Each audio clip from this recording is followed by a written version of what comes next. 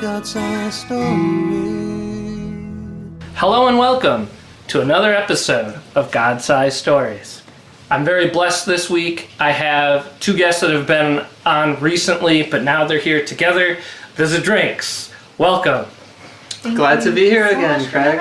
Arthur, I loved in yours and I just keep thinking about it now, like how you were saying to say your last name, like with the slur in it, and it's like I like that. Now you get to hear Cindy's side of the story because she married me. She said yes, and I said, "Are you sure you want my last name?" Okay, so do you realize? It's a very good point to bring up because. You know how, some people can hyphenate their last names if they're married. So my maiden name is Huang, which in Chinese actually translates to yellow. So if you hyphenate my last name with his, that would mean yellow's drink. Yep. Which doesn't Cindy's sound yellow's pretty. drink. God does have a sense of humor. Yes. Yes. So I'm like, no, I am committed to just taking your name. I'll just make it a drink. Cindy's drink. I said touche, and I love you. And now we've been married. We just hit our 3rd-year anniversary in this June 11th. It was an unprecedented anniversary. That word seems to be going around a lot these days. Yes. Yeah, and all these new phrases we're saying. Yeah, but I mean, life really hasn't changed too much for us because we both teach. Well, I teach from home. And we've been self-employed. We've been self-employed, yeah. Hasn't really changed our pace of life, really. So we're very blessed in that respect. And God has been providing. And that is our prayer. When we went into our marriage, we asked God pretty regularly, Lord, keep us from having too much that we would forget about you. And keep us from having too little where we would curse you. Just give us all that we need, our daily needs. And He has been providing our daily needs in some way, shape, or form. Oh, yeah. I mean, just a really quick side story.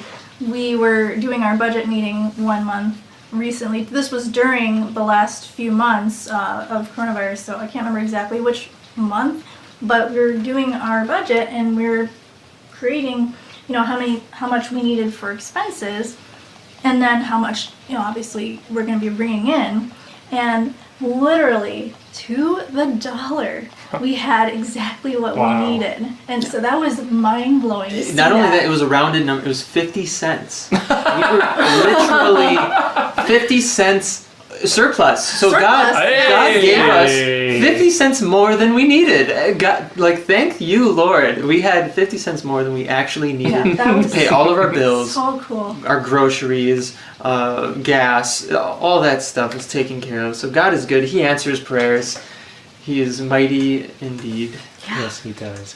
I've been blessed to know you guys as a couple for the last couple of years now. It's just mostly in passing from doing some things together at churches, and just hearing your lives and your stories have been so exciting. Like in recent weeks, our guests have been able to hear some of your backgrounds separately and some of your powerful stories and testimonies. But today you wanted to share a story together about something that you both hold very important to each other and your relationship, and take us back to that. Yes, actually, this crazy timing, but this correlates with Pastor David Gieses at VCG. He just preached on this that's right. sexual purity and how important sexual purity is to God, and that His rules, His boundaries for us are not to harm us, but in fact to save us. One quick little anecdote I can share is AIDS, right? This sexually transmitted disease. Literally, if everyone abstained from sex, unless they were married, AIDS would disappear in 1 generation. And millions of people die from it every year. Millions of people are living with it and suffering with it today. So yeah, there's a primary example of how God's boundaries are for human flourishing. It's for our benefit as a human race. And once you change your kaleidoscope view a little bit, you realize, oh, maybe God's rules aren't strict for being strict's sake. they're there to benefit us. They're there to bless us and to give us For sure. more joy and actually life abundant. So, Yeah. So that segues perfectly into our story in that when we met, we were both living in the world still. We both were dating people in the world, of the world. And when we met, I think we were probably still just dating around, and we started seeing each other, and then it became exclusive, just Arthur and I. And once we got more serious, we thought, I'll back up a tiny bit. As we there are a few details there that we gotta share before. As we started to get more serious in our marriage, or not marriage, let me back that, let's start it over. Let's back Oh up. my gosh. As we got more serious about our relationship, we started to come back to our faith, actually. And it just grew exponentially, unexplainably. I mean, God's hand was in this relationship from the start. We took a premarital course called Determining the Relationship, DTR. And we decided that I think we were going to actually be able to make this work, right? Yeah, so the DTR class I recommend for anyone in a relationship, whether you're Christian or not. If you're hearing this, do a DTR class. That means determining the relationship.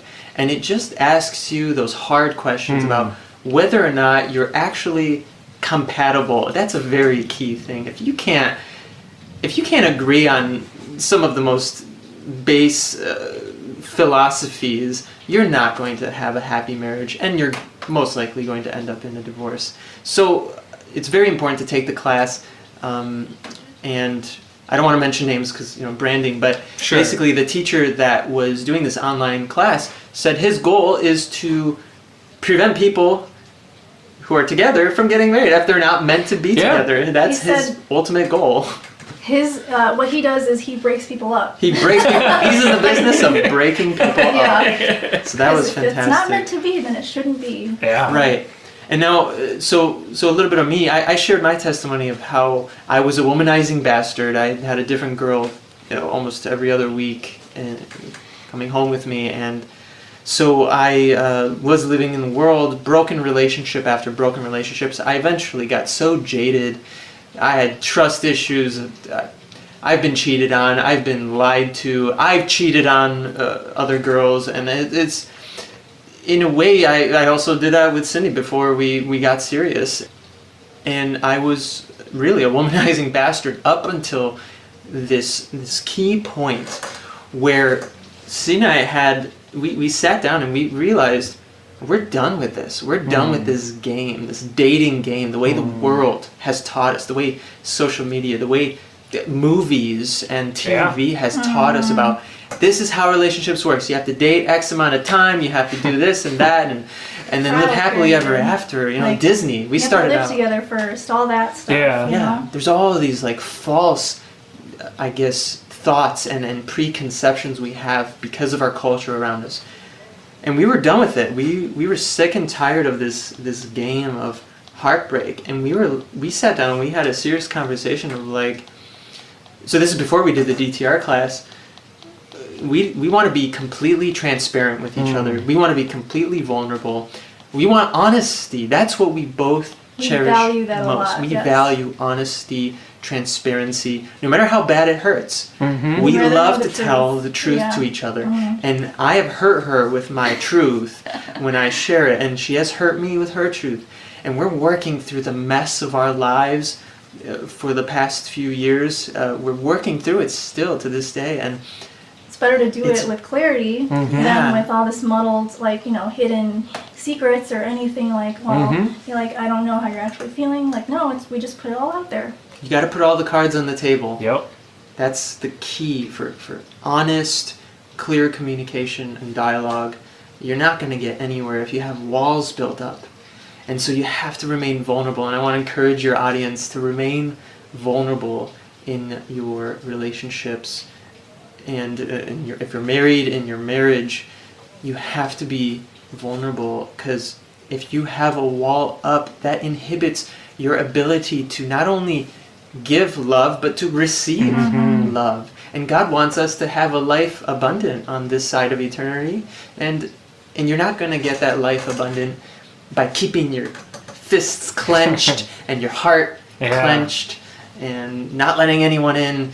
You're going to turn into Smeagol, my precious. So you just become this dark, twisted creature that it's sad and pitiful. And so again, God's rules and boundaries for sexual purity are for human flourishing. It's to benefit us. And so after we did this DTR class, do you want to... Yeah, I'm not sure exactly, when we decided to commit, but we decided actually that we were going to recommit not only to Christ, but to each other, in that we were going to actually step backwards and stay celibate until we got married. So we committed the next year before our marriage, and we stayed celibate.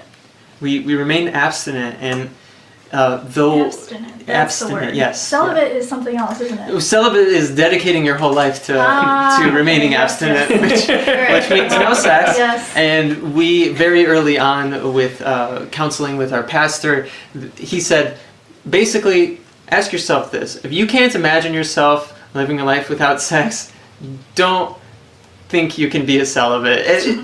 You need to get married. Very few people can make that claim and it be true.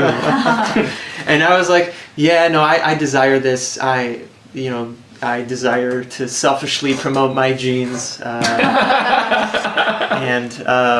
it's not selfish. It's, I want to create, be a sub-creator, a co-laborer with God, and bring new life into this world. I believe that human ingenuity is what it is what makes humanity better. If let's say Einstein wasn't born, we wouldn't have the theory of relativity. If Isaac Newton wasn't born, we wouldn't have calculus.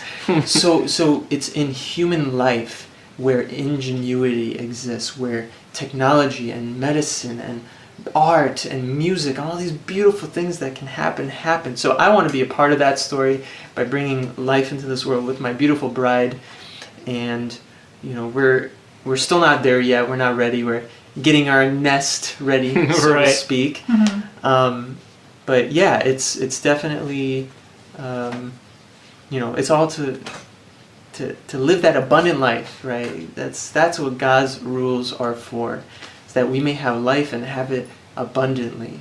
Because if I go out whoring like a whoremonger and start sleeping around, what am I going to do? End up with venereal diseases? Sure, maybe they invented a drug that cures the disease so that I can be a whore without repercussions. Maybe, anyway, it's a mess. It's a mess. If you go it still back to won't that emotionally fulfill what you're looking for in that.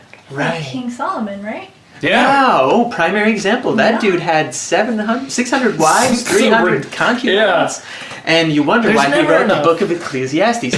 Meaningless. Everything is meaningless. I have enough trouble dealing with one wife. God sanctioned marriage. He invented it. When he brought Eve to Adam, this is your bride. Yep. And what did Adam do? He broke out in a poem. This is bone of my bone, flesh of my flesh. Woo, man! Yep. This is my bride. And so God has blessed, I believe, the marriage of heterosexual marriage, right? There's a boundary there. A man and a woman, different chromosomes, they can create life together. Two men cannot create life together. Two women cannot create life together. Sure, you can get donations, right? You can get your eggs in a surrogate, or you can get sperm if you're the woman, and both get pregnant at the same time. And just the sexual revolution has paved way to the homosexual revolution, which has paved way now to the transsexual revolution, which is now paving way for pedophiles. That there is, look it up, hashtag pedophiles are people too. Oh, no. So under the umbrella, TED Talk.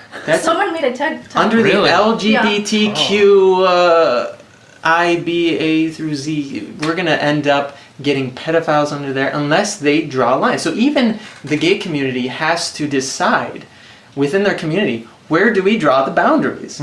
So I personally believe in a transcendent God. So I'm not going to rely on humans to create the boundaries for me. I'm going to rely on God to create those boundaries for me. At the end of the day, yeah, He is the creator. law and the ruler Yeah, He and the knows creator what He's of doing. everything. And so it comes down to, are you going to bow down to Him, or are you going to try to be your own God? Yeah. And we all know, as Christians, what that does. When you try to step into God's shoes, it's just going to be a disaster. It's a mess. I don't want to get a little off topic, but we are talking about sexual purity here.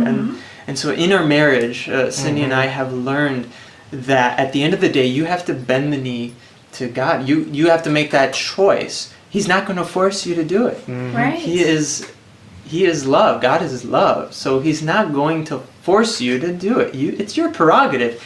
I don't think God is in the business of sending people into hell. People walk into it themselves. Hell is the place where you go because you don't want to be with God. What's the cruelest thing the loving God of the universe, the creator of heaven and earth, can do to somebody who doesn't want to be with Him? Is force them to be with Him forever. That's the most cruelest thing. And so a loving God wouldn't force somebody to be with Him if they don't want to be. If they want to be their own God, which is where I was, where Cindy was, we were gods of our own world. Oh yeah, We sat on the throne. Right? And when we sit on the throne, it's all a mess. It's garbage. Everything I dabbled in, I took a bite out of everything the world had to offer, and it was garbage. And so Cindy and I came to that conclusion, and long story short, here we are. We plan on going hand in hand till I breathe my last breath, or she breathes her last breath. I have heart disease, so I'll probably breathe my last breath first. But regardless, we want to live our lives maybe he'll come together. back first. Oh, there's There you option 3. I do look forward to the return of the King, which is actually why I'm wearing this. I'm a huge Lord of the Rings fan. I got my Gondor tree shirt on because I do look forward to the return of the King, our King Jesus Christ of Nazareth.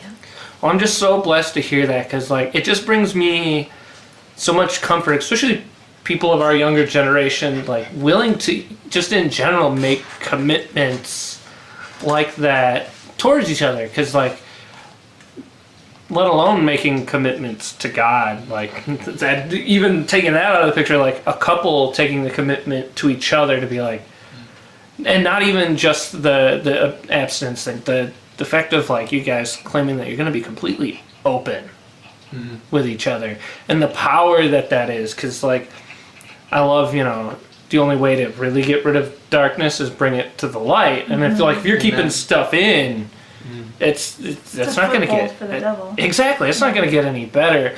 So I'm really glad that you can encourage that as a good starting point because I get asked questions because I've been married for a while now, but I've been with we had been dating for a long time before that, which has been for 12 years now between dating and marriage. And it's I have a lot of friends, obviously, they're still saying, it's oh, what are you doing? I'm it's not me. Trust me, it's not me. It's definitely God, 100%. But it's it was because we made commitments, you guys, and it's we talked, and it's that these are the boundaries we're setting for ourselves. And we set them biblically, kind of like you guys were saying. It's we looked and saw what God said with the line in the sand, where it should be drawn in the sand. We drew it there because that's what He said. And it's there's so much joy that comes from that. Because as you said, it's not to hold us back. It's to launch us forward. Yeah. It's whether it is for in the future of having kids, or even just for a married couple to enjoy each other, because the scriptures talk in full about that. Yes. That is, He created sex. It's a good thing in the confines of marriage. Exactly. You have absolute liberty there. Exactly, and that's and it's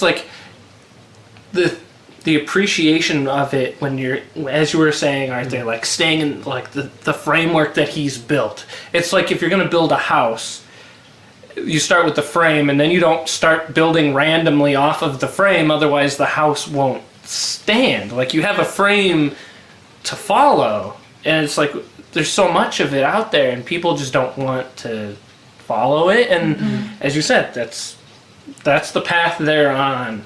And I'm just so glad that I have other brothers and sisters in my life that are married that love to just proclaim God and proclaim the things he has for us and the archetypes that he has for us to build. He is the ultimate creator, as you've said so many wonderful times, and then he gives us the power to create with the things he's already built.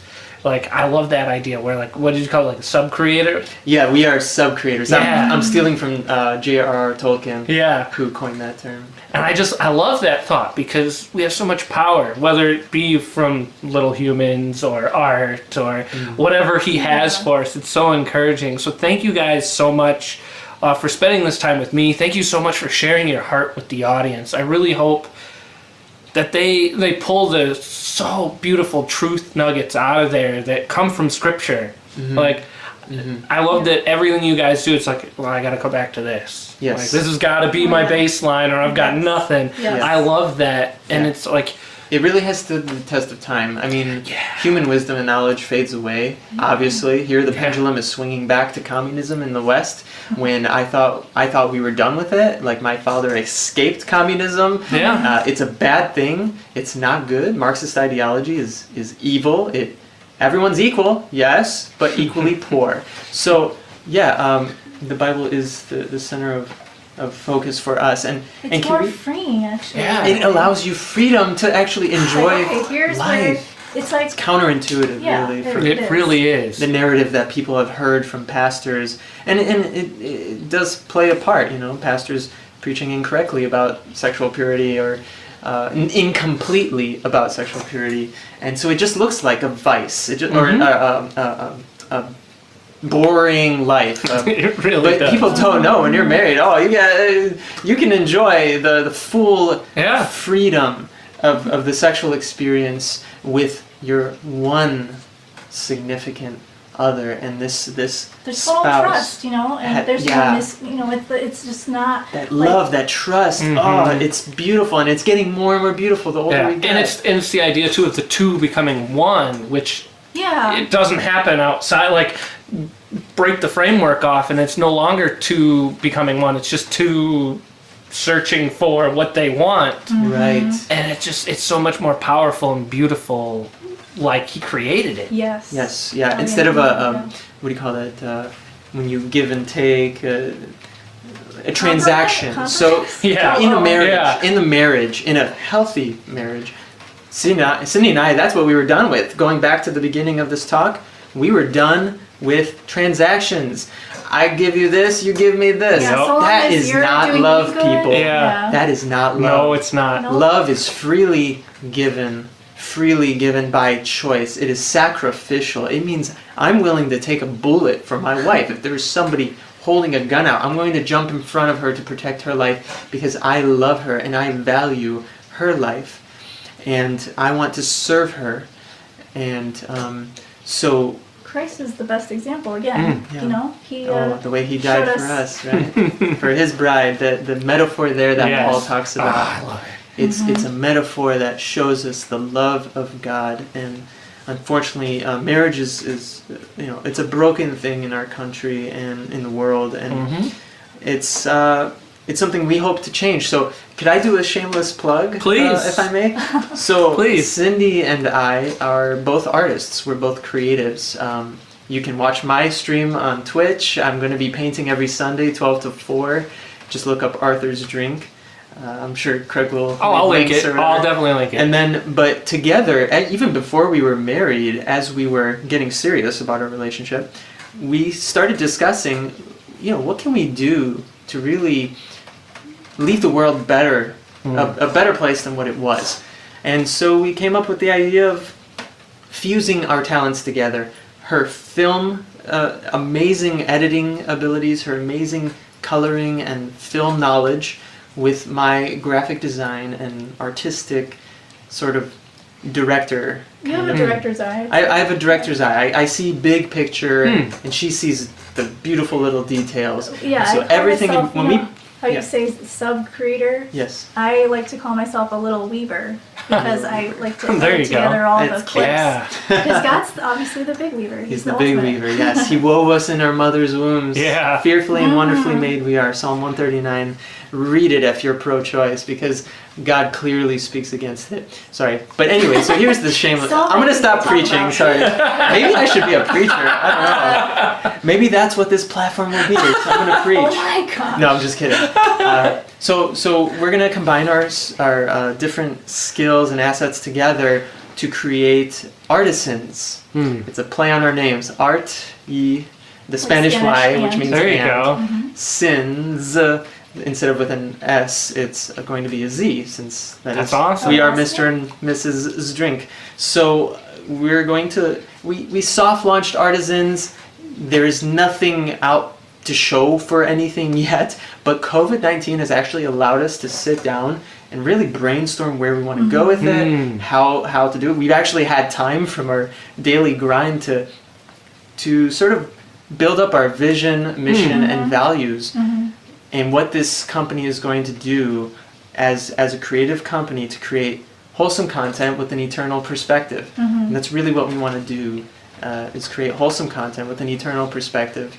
And we want to do it in a non-cheesy, non-traditionally, traditionally yeah. We're Christian gonna way. take the benefit of the fact that we have lived in the world and are now Christians Yes. living a Christian life. So we know both sides of the world, I guess. Yeah. So we want to use that to We've been His into glory. the darkness. We want to use that for His glory and speak from a place of, I guess, realness and experience Yes. in that arena. There's an authenticity to our story that we want to share these kinds of stories, not the black and white distorted stories that you see in a lot of, unfortunately, in a lot of Christian films. There's a few great ones. music. Imagine was great. Oh, yeah. What's that one with? Oh, the Case for Christ. Case for Christ was yeah. great. Yeah. The Passion of the Christ obviously is very wholesomely told and accurately told. But yeah, so basically we want to tell authentic stories, and I don't know how exactly we're going to get there. We right now just have an iPhone to shoot with. It's just We have some light Hey, gear. We there you go. have some backdrops. We got to figure it out, and God has given us the time to do that. Yes. So, Amen. so look forward to those artisans' creations. Oh, I look forward to it. But God bless you, Craig. We're Hey, thank you we're so much. grateful. And thanks for spending this time with me today, for battling the storm as we were a little bit ago with some weather. But just thank you for all you guys do. As I've said in former episodes, you guys, your life is about the gospel. It's very apparent ever since the first day I met you guys. It's like, oh, I know what their life's like. It's not hidden.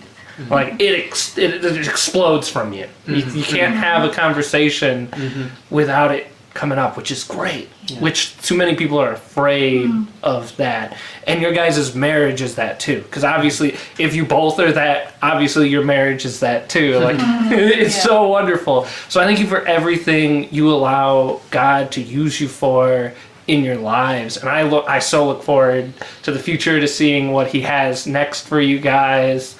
And audience, I really encourage you as well to come alongside them and other people in your life that's true with them, Lord. Like, it's like they see the Lord, they proclaim the Lord. Surround yourself with those people. It'll bring you joy like none other. Like, don't exclude yourself from the world, obviously. Take that joy that you get from those people that build you up and go to the world and share it with them. But just find those brothers and sisters that just bring that godly joy to your life. And just think about those things. Stew on those things. Especially in this time when so many of us are still at home. Like, I was so excited. Like, because like a lot of people are like, yep, we're stuck at home now. What do we do? And it's like, you guys know you're not stuck at home. You're thriving at home. And it's like, I've made that mistake a little bit. Sometimes I'm just stuck at home and I'm not doing it. And I understand everybody has their own pace, and it's like everyone's dealing with this in different ways, but like, let this be an opportunity to just boom, go when the lights sound and we can go back to full speed, whenever that is, maybe, who knows. But yeah, thank you so much, guys, and audience, thank you so much. I couldn't do this without you. Goodbye.